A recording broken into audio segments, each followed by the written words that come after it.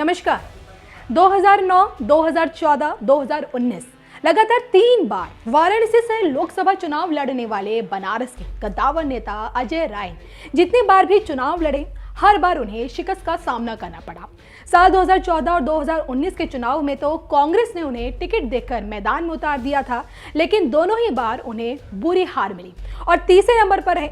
लोकसभा चुनाव में मोदी को टक्कर देने चले अजय राय को इस बार कांग्रेस ने पेंड्रा विधानसभा सीट से टिकट देकर मैदान में उतार दिया है, जहां से वो साल 2012 में विधायक भी रह चुके हैं। लेकिन अब कांग्रेस उम्मीदवार अजय राय को शिकस्त देने के लिए पेंड्रा विधानसभा क्षेत्र में एक उम्मीदवार हाथ में देखिए संविधान लेकर इन दिनों गांव गलियों में घूम रहा है। जिस संविधान के आगे देश के प्रधानमंत्री भी नतमस्तक हो जाते हैं, उसी संविधान को हाथ में लिए घूम रहे ये नेताजी हैं बाबूलाल पटेल, जिन्हें बीएसपी सुप्रीमो मायावती ने पेंड्रा से टिकट देकर चुनावी मैदान में उतार दिया है। आपने नेताओं को वोट मांगते हुए तो बहुत देखा होगा। कोई मालिश और उठक बैठक करके वोट मांगता है, तो कोई रोड शो और रैलियां करके वोट मांगता है। लेकिन बीएसपी उम्मीदवार बाबूलाल पटेल हाथ में संविधान लेकर गांव गलियों में घूम रहे हैं और लोगों से वोट मांग रहे हैं। जैसे नाली का पानी आ रहा है, सब मिलेगा। देखिए, और रोड का भी कोई जिसका बनाया है ना उसका कोई नहीं तो जब गलत व्यक्ति का बहन जी हवले का तो मंदिर है, लेकिन रोड पे एक भी सोलर नहीं लगा है। और ये रोड देखिए मेन रोड से जुड़ा है, लेकिन यहाँ भी कच्ची सड़कें हैं। समस्याओं को दूर कौन करेगा? और मेन सबसे बड़ी बात पानी जिनके आपको सुविधा नहीं है, जल निगम का ही पानी पी रहा है ना। जब गलत व्यक्ति का चुनाव होगा तो यही होगा। आप हमें एक बार मौका दीजिए, हमें हम मौका दीजिए। जो विकास नहीं हुआ, विकास को हम मतलब कार्य करेंगे, आगे बढ़ेंगे। मौका तो आदमी देता है, अभी तो सब दिखते हैं, लेकिन वोट पड़ने की बात जय भीम। संविधान हमको वोट दीजिए, आप मौका दीजिए। संविधान के तहत जो होगा हम काम करेंगे, संविधान की रक्षा करेंगे। अब नौजवान और माताएं बहना का सुरक्षा, और बहन जी को इस बार मुख्यमंत्री बनाए। सुरक्षा जो जैसे बहुजन समाज पार्टी की सरकार चलती है, आप लोग देखे हैं, सबसे अच्छा सुश्री बहन माता जी सरकार देती है। जब बसपा की सरकार चलती है तो उससे बढ़िया कोई सरकार नहीं। 1,08,000 लोगों को नौकरी दी, और उसमें शब्दों में सुखाई की बहुजन समाज पार्टी बात करती है। सबको जितनी जिसकी भागीदारी होती है उतना हिस्सेदारी देती है। ठीक है विधायक जी, एक बार जो है मौका देके देखिए। जो है मैं आपकी बातों से सहमत हूँ, और इस बार हम लोग आपको अपनी पूरी बस्ती से आपको वोट देने के लिए हम लोग तैयार हैं। जी बहुत ये हमारा 7 मार्च को यहाँ वोट है। अब हाथी वाला बटन दबा के चुनाव चिन्ह हाथी पर बटन दबा के हमें सदन में पहुंचाने का काम करिए। विधानसभा में मैं संविधान हाथ में लिया हूँ। संविधान का वोट हमने को बनवा दो भाई, क्या जी हो जाएगा। इतना पानी बुरा लाई थी। जी अब देखा, बहुत लोग कह रहे हैं कि विकास हुआ और यहीं पे दिख जा रहा है कि क्या विकास हुआ है। हाँ, यहीं देखा लो, बहुत लोग काम किए हैं, कुछ काम पानी बुरा क्या विकास भैल है? चाची कुछ विकास भैल है? हाँ, कुछ सुख सुविधा मिला, सब देखा दिखावल जाती, यही स्थिति है ना। तो देश के संविधान के साथ घूम घूम कर वोट मांग रहे बहुजन समाज पार्टी के उम्मीदवार बाबूलाल पटेल ने अपने इस अनोखे तरह के चुनाव प्रचार के बारे में बताया कि लोग संविधान की धज्जियां उड़ा रहे हैं। संविधान के हिसाब से काम नहीं हो रहा है, लेकिन हम लोग संविधान के हिसाब से काम करेंगे और बहन जी की सरकार बनाकर लोगों के विकास का काम करना है। पहले मैं आपको धन्यवाद, मीडिया कर्मी को धन्यवाद देता हूँ। हमारे जो दर्शक हैं सबको मैं हाथ जोड़कर नमस्कार और प्रणाम कर रहा हूँ। जय भीम बोल रहा हूँ। क्या नाम है आपका और कहाँ से प्रत्याशी? मैं बाबूलाल पटेल, 384 पेंड्रा विधानसभा वाराणसी से बोल रहा हूँ। सर, ये हाथ में संविधान लिए हैं, लोगों के घर घर जा रहे हैं, तो ये किस तरीके का अनोखा आप लोगों से प्रचार प्रसार कर रहे हैं? जी, संविधान मैं लेके चल रहा हूँ कि संविधान के तहत हम लोग काम करेंगे। जो संविधान के धज्जियाँ उड़ा रहे हैं लोग, देख रहे हैं संविधान के नाम पर लोग नाम लेते हैं, लेकिन संविधान के हिसाब से काम नहीं हो रहा है। हाँ, संविधान का हमको रक्षा करनी है। बहन जी को इस बार सरकार बना के लोगों के विकास का कार्य करना है। बीएसपी उम्मीदवार बाबूलाल पटेल के इस अनोखे तरह के चुनाव प्रचार पर पेंड्रा विधानसभा क्षेत्र के लोगों ने क्या कुछ कहा, आइए आपको ये सुनाते हैं। अभी आपके गांव में देखा गया है, एक प्रत्याशी आए हुए थे हाथ में संविधान, वो किस तरीके का अनोखा था, वो कैसे लोगों से लोगों से वोट मांग रहे हैं? वो बसपा के प्रत्याशी थे और वो संविधान, दरअसल बसपा के लोग संविधान में बहुत ज़्यादा विश्वास करते हैं और संविधान के अनुसार शासन प्रशासन करते हैं और उनका अनोखा यानी कि अंदाज हमें भी अच्छा लगा। तो संविधान लेकर के यानी कि लोगों के बीच जा रहे हैं कि भाई जो भी हम काम करेंगे संविधान के अंतर्गत करेंगे, जैसे समता, समानता, स्वतंत्रता की भावना लोगों में बनी रहे। वीरेंद्र जी, एक अभी गांव के में आपके प्रत्याशी आए थे, किस तरीके से लोगों से वोट मांग रहे थे? बहुत ही अनोखा तरीका था। बहुजन समाज पार्टी के प्रत्याशी बाबूलाल पटेल जी अभी हम लोगों के गांव में आए थे हम लोगों के बीच में, और बहुत अनोखा तरीका था उनका। वो संविधान अपने हाथ में लिए हुए घूम रहे थे। जब हम लोगों ने आपसे सवाल करने का काम किया कि आप संविधान लेकर क्यों घूम रहे हैं, तो आपका कहना था कि मौजूदा जो सरकार है इस संविधान की धज्जियाँ उड़ा रही है और संविधान को कहीं न कहीं ख़त्म करने का काम किया जा रहा है, और हम लोग संविधान का पूरी रूप से पालन करेंगे और संविधान के तहत ही जो देश चलाना होता है उसको चलाने का काम करेंगे। आप लोगों को कैसा लगा इस तरीके? बहुत ही अनोखा तरीका लगा, और सबसे पहले तो मैं माननीय बाबूलाल जी को धन्यवाद दूंगा कि आपने संविधान की रक्षा का शपथ उठाया है, इसके लिए आप धन्यवाद पात्र हैं। और हम सारे लोग आपके साथ, यहाँ पर जितने भी हमारे लोग हैं अगल बगल की बस्तियों के, हम लोगों ने मन बना रखा है इस बार बाबूलाल पटेल जी को वोट देकर ज़्यादा से ज़्यादा वोटों से विजयी बनने का काम करेंगे। तो हाथ में संविधान लेकर बीएसपी उम्मीदवार बाबूलाल पटेल जिस पेंड्रा विधानसभा क्षेत्र में वोट मांग रहे हैं, यहां से फिलहाल बीजेपी नेता अवधेश सिंह विधायक हैं और इस बार भी बीजेपी ने उन्हीं को टिकट देकर मैदान में उतारा है। और इतना ही नहीं, पिछले 2 विधानसभा चुनावों की बात करें तो साल 2012 के विधानसभा चुनाव में बीएसपी उम्मीदवार जयप्रकाश दूसरे नंबर पर थे, उन्हें 83,000 से ज्यादा वोट मिले थे, जबकि 2017 के विधानसभा चुनाव में भी बीएसपी पेंड्रा में दूसरे नंबर पर ही थी। अब पार्टी के उम्मीदवार बाबूलाल को 53,000 से ज्यादा वोट मिले थे। और इतना ही नहीं, अजय राय भी तीसरे नंबर पहुंच गए थे। यानी पिछले 2 चुनाव में बीएसपी लगातार दूसरे नंबर पर ही रही है। और ऐसे में इस बार संविधान हाथ में लेकर घूम रहे बीएसपी उम्मीदवार बाबूलाल पटेल पेंड्रा सीट से जीत का परचम लहरा पाते हैं या नहीं, ये देखिए, ये तो 10 मार्च को फिलहाल साफ हो सकेगा। बहरहाल बनारस में रविवार को एक चुनावी जनसभा को संबोधित करने पहुंचे पीएम मोदी ने इस दौरान क्या कुछ कहा था, आइए आपको वो सुनाते हैं। भाई और बहनों,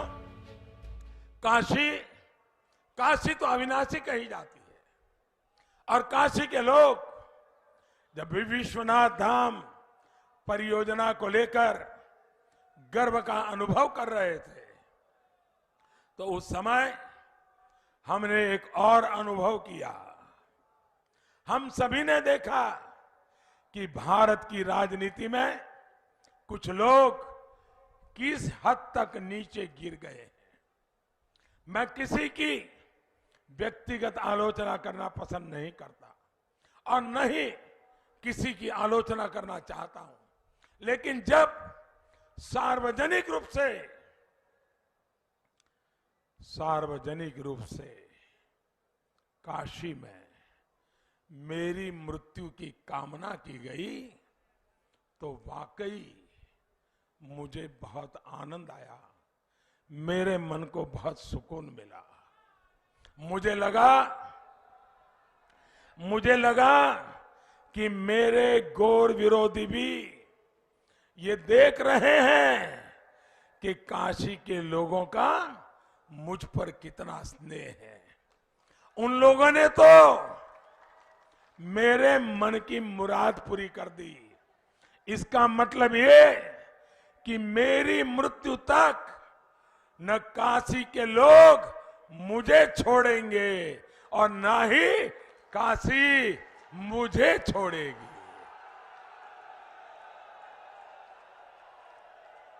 और मुझे विश्वास है काशी की सेवा करते करते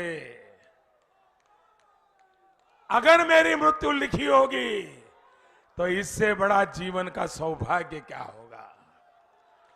बाबा भोलेनाथ के भक्तों की सेवा करते करते, अगर भक्तों की सेवा करते करते चला जाओ तो इससे बड़ा सुख क्या हो सकता है। साथियों, उन गौर परिवारवादियों को मालूम नहीं है ये जिंदा शहर बनारस है। ये बनारस मुक्ति के रास्ते खोलता है और अब बनारस विकास के जिस रास्ते पर चल पड़ा है वो देश के लिए गरीबी से मुक्ति के रास्ते भी खोलेगा, अपराध से मुक्ति के रास्ते खोलेगा। यही मार्ग परिवारवाद में जकड़े भारत के लोकतंत्र को भी मुक्ति का रास्ता दिखाएगा। साथियों, पिछली सरकारों में हालत ये हो गई थी कि बेखौफ अपराधी बाबा विश्वनाथ मंदिर से सोना काट करके ले गए थे, मंदिरों से मूर्तियां चोरी हो जाती थी, महादेव की काशी को भू माफियाओं, ड्रग्स माफियाओं के हवाले करके इसकी पवित्रता नष्ट करने की कोशिश हो रही थी। काशी में घाटों पर, मंदिरों पर बम विस्फोट होते थे।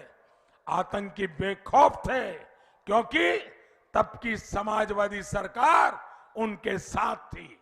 सरकार आतंकियों से खुलेआम मुकदमे वापस ले रही थी, लेकिन काशी कोतवाल बाबा काल भैरव के आगे इनकी चलने वाली थी क्या?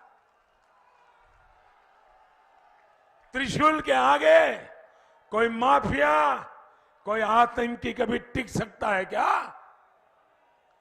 आज सब अपने ठिकाने पर है और कालजयी काशी देश को दिशा दे रही है। कुछ ही दिन पहले मां अन्नपूर्णा की प्रतिमा भी बनारस को आशीर्वाद देने फिर से स्थापित हो गई है। भाइयों बहनों, मेरा इतने सालों का अनुभव है कि पार्टी का आदेश वैसे तो समाज और देश के हितों की दृष्टि से होता है, लेकिन उससे हमें बहुत कुछ पाने को, सीखने को मिलता है। अब आप मुझे देखिए, मुझ जैसे कार्यकर्ता को पार्टी ने बनारस भेजा और मुझे बनारस मिल गया। मैं बनारस का ही होकर रह गया।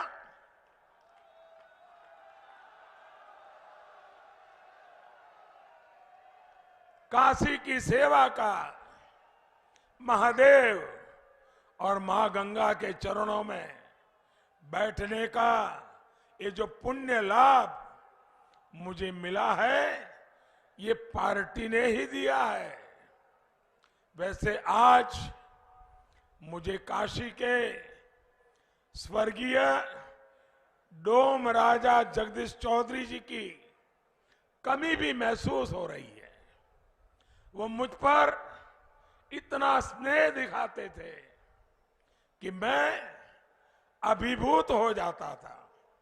साथियों, मैं 2014 में जब यहां आया था, तब संगठन से जुड़े कुछ लोग मुझे जानते थे, लेकिन आज जो प्यार, जो दुलार मुझे काशी के घर घर में, पूर्वांचल में, उत्तर प्रदेश में मिल रहा है, ये आप सब कार्यकर्ताओं, समर्थकों के कारण ही संभव हुआ है। मुझे तो आपने देश की सेवा की इतनी बड़ी जिम्मेदारी दी हुई है।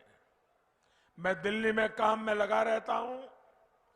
मेरी अनुपस्थिति में बनारस में आप भाजपा कार्यकर्ता ही सब संभालते हैं। लोगों के मन में मेरे प्रति जो प्यार है, लोगों का जो मुझ पे भरोसा है, उसका श्रेय आप सब कार्यकर्ता साथियों को जाता है। आप मेरे लिए एक ओपन यूनिवर्सिटी के तरह है। भाजपा का एक कार्यकर्ता के नाते मैं आप सभी से अपने कार्यकर्ता साथियों से भी बहुत कुछ सीखता हूं।